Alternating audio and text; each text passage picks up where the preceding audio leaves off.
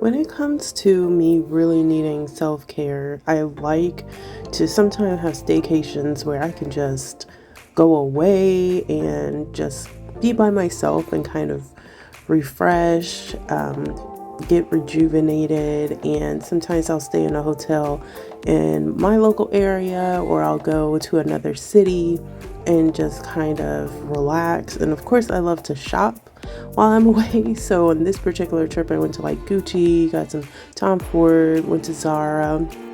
Recently, I got the makeup collaboration between Dose of Colors and Makeup Shayla, and I haven't bought makeup in a while because I own a lot. So but I really wanted this and I wanted to try it because I have no Dose of Colors makeup, so I like it so far.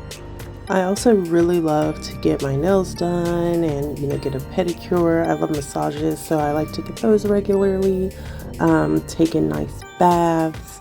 I also really like to make myself breakfast, lunch, and then maybe go out for a really nice dinner. And at the end of the day, I just like to do a pamper routine with the products. As you can see, these are what I use at night, so that way I can just wind down and relax. And that's my self-care.